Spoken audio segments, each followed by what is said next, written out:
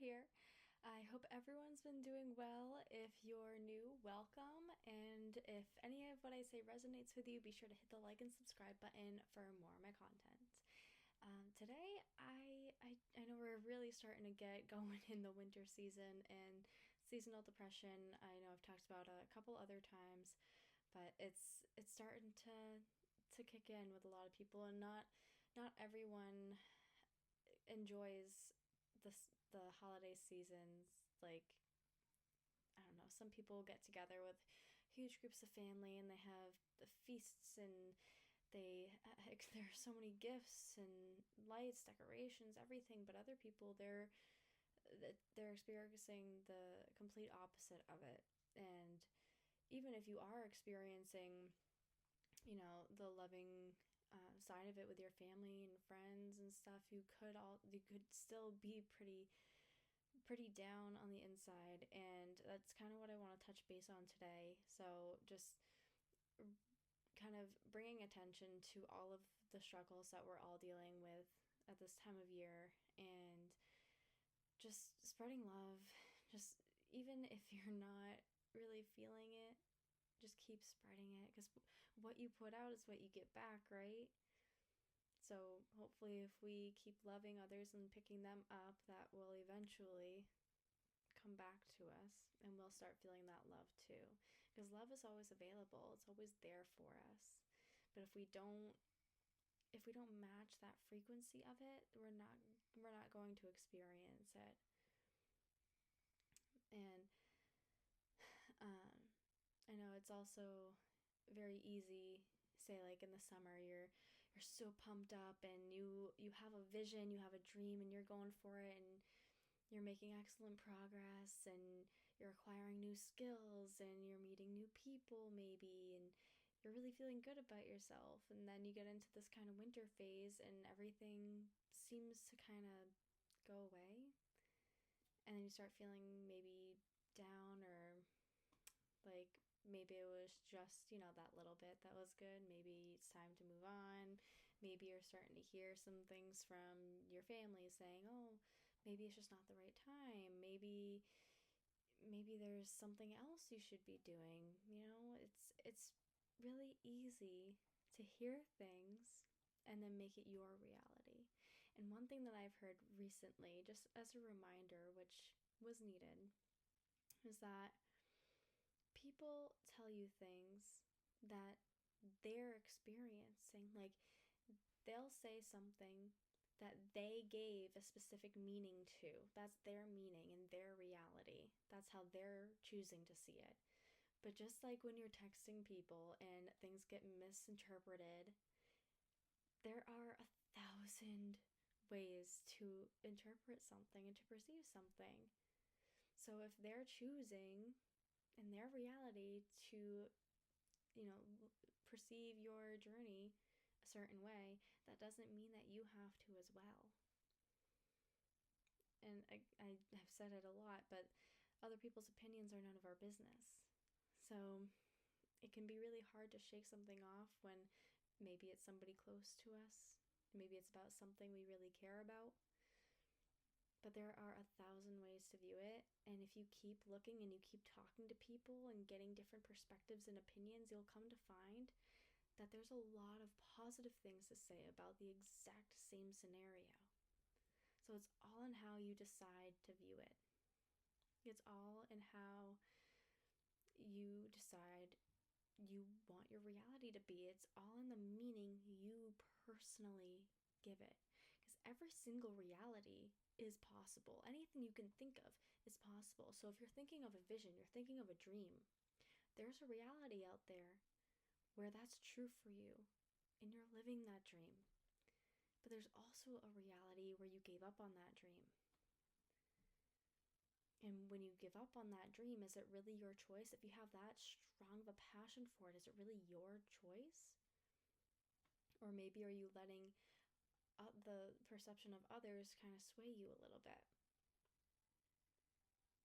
What is it that you want? What reality do you want to live in?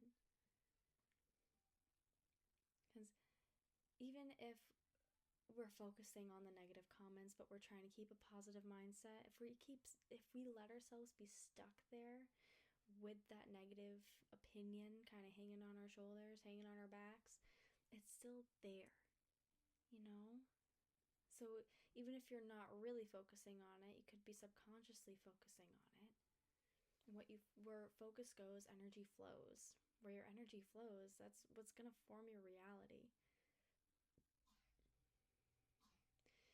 And then arises the question, well, if it's a subconscious thought, how am I going to control that?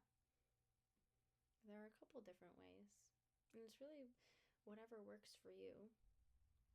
Some people are able to process things when they're just listening to music, finding the rhythm that is really vibing with them, finding the frequency that's matching them. And maybe some lyrics will stand out to them. Kind of like affirmations. You could go that route. Maybe meditation. And a lot of people will say, well, meditation's just not for me. I can't sit and be quiet. It's not about sitting and being quiet at all. Meditation is the act of observing our thoughts. So you can sit there and you can listen to all the thoughts, but what you want to try to do is when you notice a thought, just kind of picture it in like a cloud. So you see it, you hear it, you observe it, but then you let it pass, and then you're like, oh, there's another one coming. And you do the same thing, oh, another one coming. So you keep letting them go. You're still listening to them and observing them, but you're letting them go and allowing new ones to come in. As you keep doing that more, you start to be more present in what you're doing. You're more conscious to the thoughts you're thinking. And then as those ones that we don't really want to focus on come up, we're able to kind of process it a little bit. Well, how is this making me feel? Are these my thoughts? The art of letting go, it's something that took me a long time to learn. Years, decades. I say decades, I'm only 25, but decade, I don't know. Decade and a half. Sorry. I'm doing this on my laptop right now and I have to like hold it up because the mic has been really weird, so I don't know. It seems to be better if I balance it in my hand. But yeah, it was I really got going on my journey and I was learning a lot, and I found out what my passion was and what I wanted to do and where I wanted my energy to be, and then I was still getting all these negative things thrown at me. And without even realizing it, I was soaking in all of those negative energies, all of the negative thoughts. I was claiming them as my own when they really weren't. It was really pushing me down. And then somebody actually called me out for it in one of the groups I was in for a class. They're like, make sure you are reminding yourself of projected energy. Really define what's yours and what's not.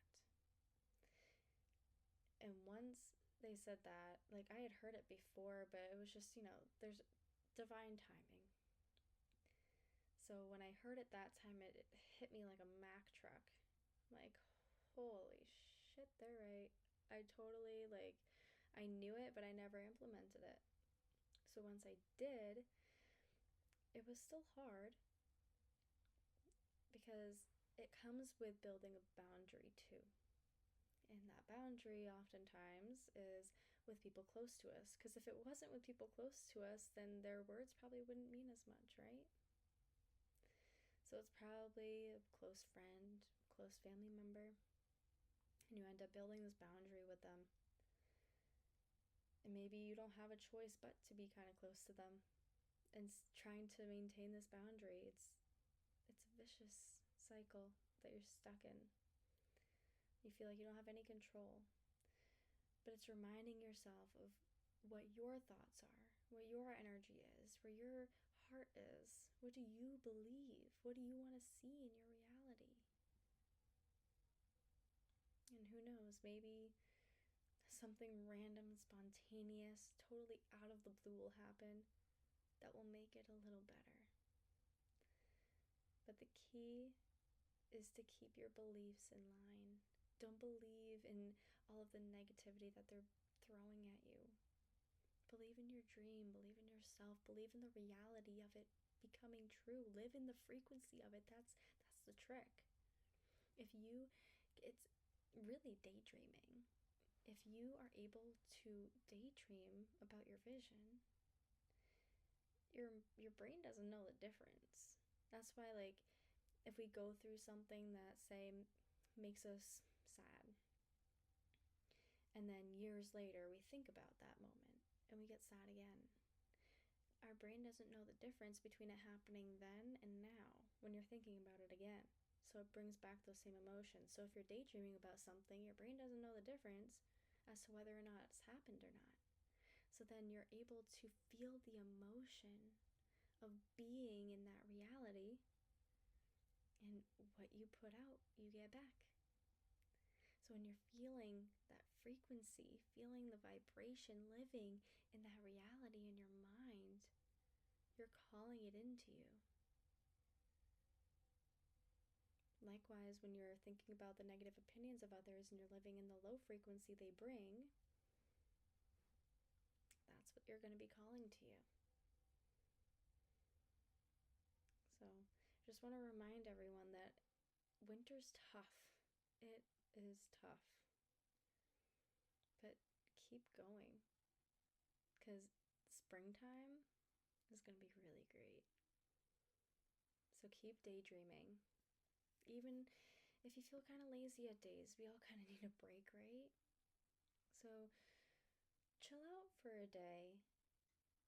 Have a bit of a lazy day. Relax your body, recharge, and daydream.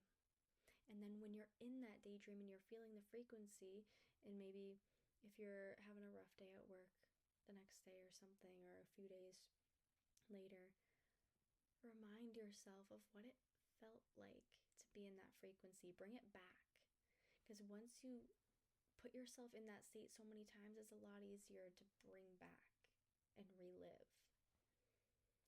Just like when that sad thing, it was so easy to bring back. It was so easy to remember because we know that feeling so well. So make your dream reality a frequency that you know, like that. And pull yourself into that over and over and over again and call it to you. Remember, other people's opinions are none of our business.